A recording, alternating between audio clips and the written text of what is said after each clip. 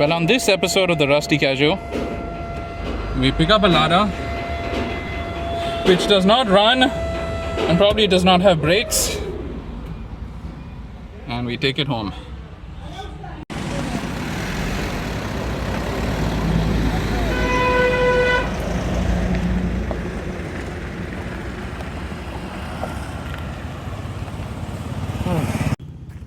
Hi guys, welcome to the channel. Today we have a new project with us.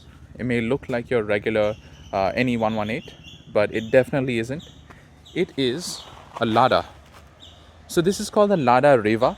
It's an evolution of the Lada, and as many people say, the Lada stayed the same for all these years. It actually didn't.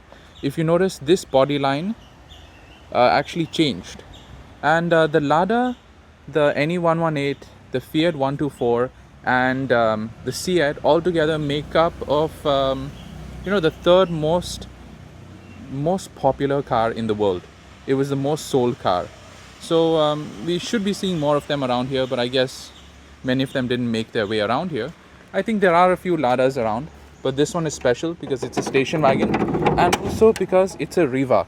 It wouldn't make sense for somebody to bring in a mid-90s Lada when there were already NEs and other more competitive cars available.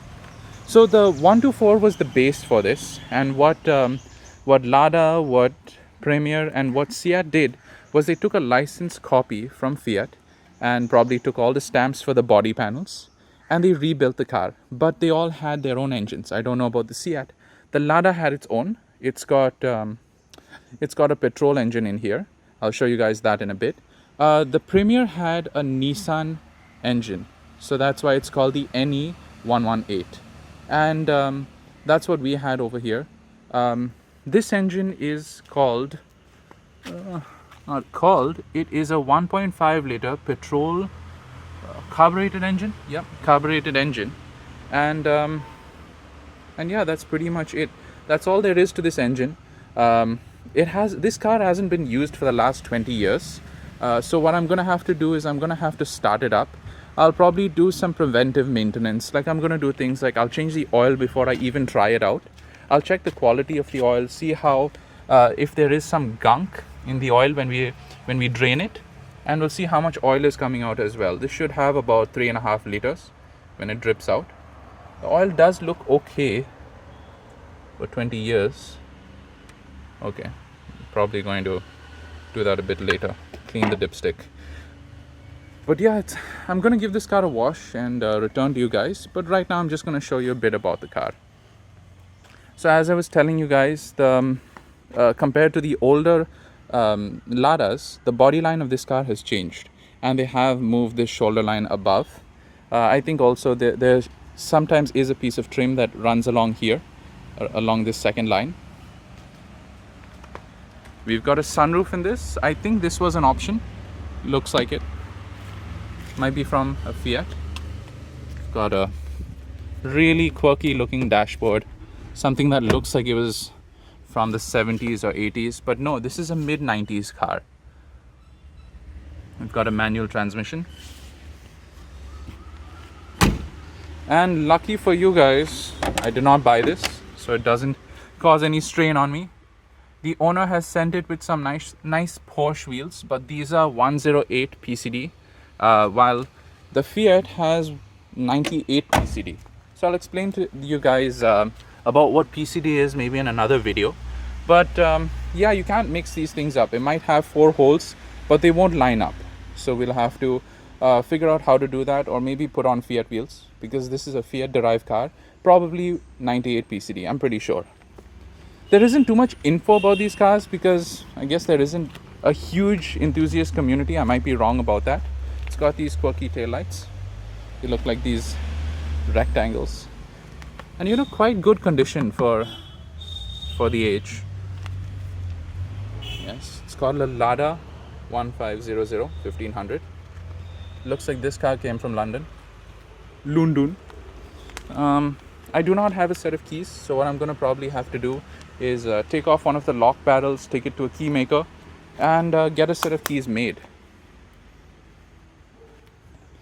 Okay, I've already seen that. Another one of my observations is that this car was painted. So somebody painted it along the way, maybe 20 years ago. And yeah, they did a shoddy job. They probably oversprayed and they tried to remove this with thinner. But yeah, it shows us a bit about what the car has been through. Let's see how many kilometers it's done. Oh, 420 miles? Yeah, 420 miles. Oh wait, there is a 7 over there. I'm not sure how many this is done, but it's very likely that it hasn't done many kilometers. Somebody just drove it in and yeah, it got stuck with it. So yeah, the sunroof opens up like this. Probably have to figure out how this thing works. Press. I'll figure it out. Yep. Okay. Lada seats. This definitely needs a good cleanup first. That's what I'll start off with. Get it cleaned up and then see what the damage is. The other thing is figuring out what to do with it mechanically. If it starts, I'd love to keep it the way it is. So it's got little bits of rust. This isn't too bad. It's all doable. And it's not like it's got any big patches or a wavy body line. The body line's really straight on this car, surprisingly. Probably sat in somebody's storage shed or something like that. That's what I assume. And yeah, this is all you got over here. A little bit on this side, a little bit on the other side. Yeah, these are known to rust a lot. So hopefully we can dry store this after it's cleaned up and all that. Might need to paint it a bit. So yeah, the first step would be trying to start this up and doing it in a safe way where we won't damage it in case it starts. Or we'll have to change the engine because redoing this engine isn't very practical. So yeah, we'll figure it out as we go. Looks like it had some inhabitants at some point. And yeah, you've got the, what is this? Clutch slave? Probably clutch slave. Yeah, so I'll have to probably find a replacement for that.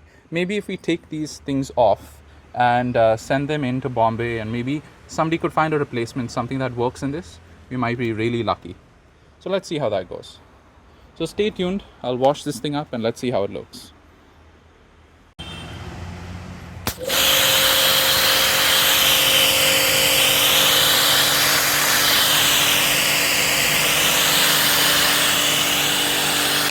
So here we are.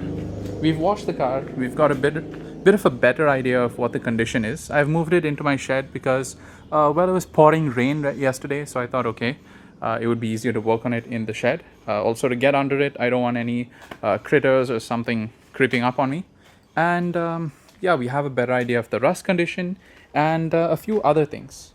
So yeah, it looks like the bonnet needs some rework. Maybe something I can't tackle on my own. I'll need some help with that from a professional. The other stuff like these interior panels that are gone, this is something I could tackle on my own.